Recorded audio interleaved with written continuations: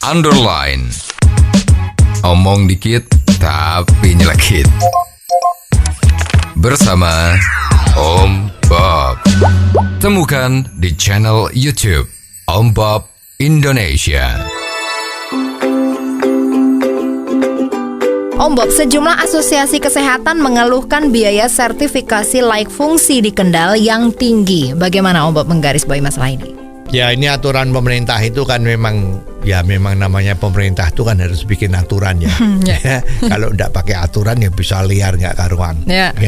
Nah, ini ada aturan untuk dalam usaha misalnya rumah sakit, apotek itu harus mempunyai sertifikasi laik fungsi. Ya.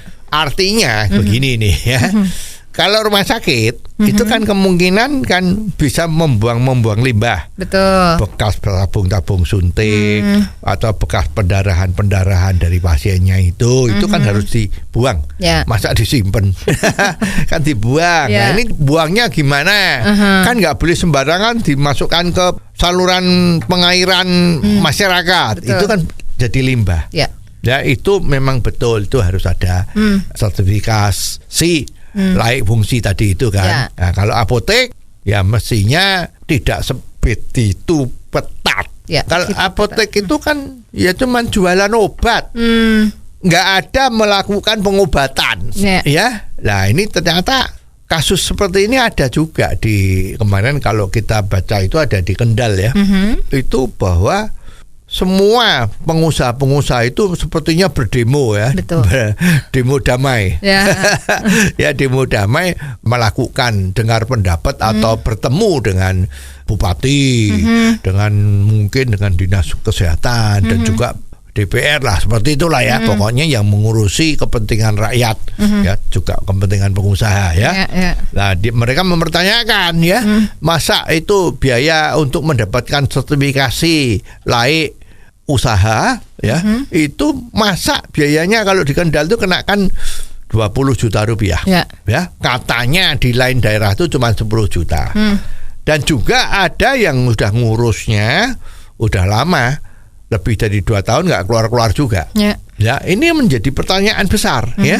Dan sebetulnya kalau ini terjadi kan ya setelah diadakan pertemuan seperti itu, maka mereka berjanji ya, pejabatnya berjanji nanti akan dipercepat ya, biayanya nanti bisa dirundingkan lagi. Ini kan jadi nggak benar nih ya.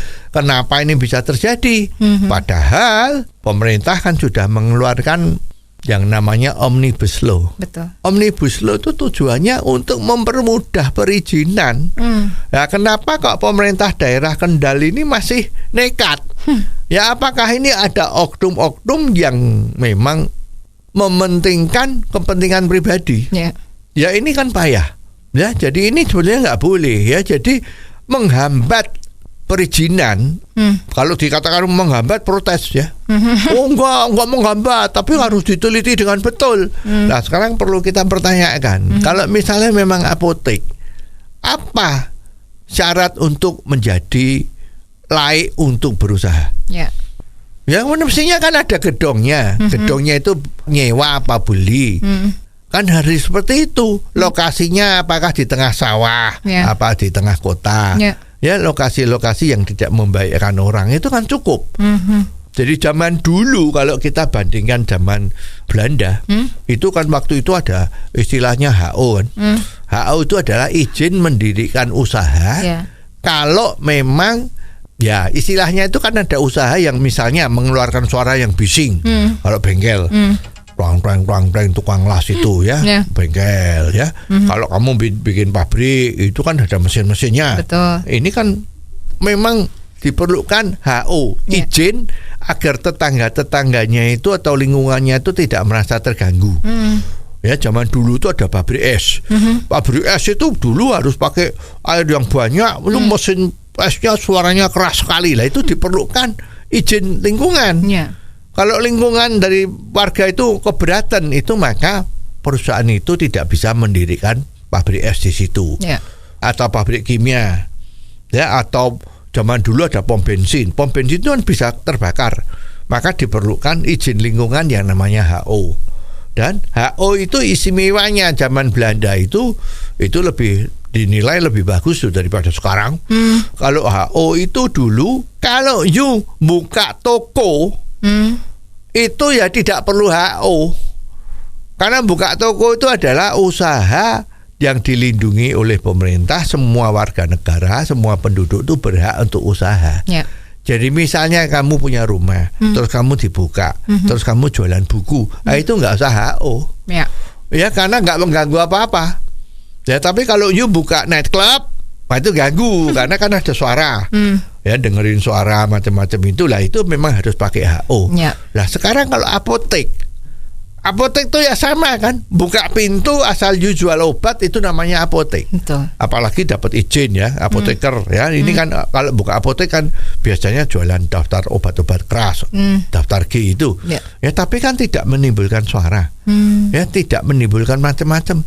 Ini kan seperti tadi itu mestinya ya. Yang baik zaman Belanda itu, yang baik itu kan kalau ini tidak perlu pakai HO. Tapi sekarang kenapa harus dipersulit? Omnibus Law sudah mengatakan ini cukup daftar. Daftar lewat OSS. Tapi kenapa harus minta sertifikasi laik usaha yang dimintakan oleh pemerintah kabupaten setempat? Ini kan sebetulnya nggak benar. Ya, jadi kita sangat mengharap agar apa yang sudah diputuskan oleh pemerintah pusat, apalagi lewat undang-undang Omnibus Law, itu jangan sampai dengan kekuasaan daerah yang mengatakan ini otonom daerah, dumeh kepala daerahnya dipilih oleh rakyat setempat, gitu kan? Jadi ini menjadi wilayahku, raja-raja kecil. Nah ini susah. Ya ini harusnya nggak boleh lagi. Agar dunia usaha itu di daerah itu juga bisa secepat-cepatnya berlangsung dengan baik untuk mensejahterakan rakyat semua. Oh, jadi begitu ya Om Bob. Jelas deh sekarang. Terima kasih Om Bob untuk waktunya. Sampai ketemu lagi di waktu yang akan datang. Underline. Omong dikit tapi nyelekit. Bersama Om Bob. Jika Anda suka dengan channel ini, jangan lupa subscribe, like, dan komen.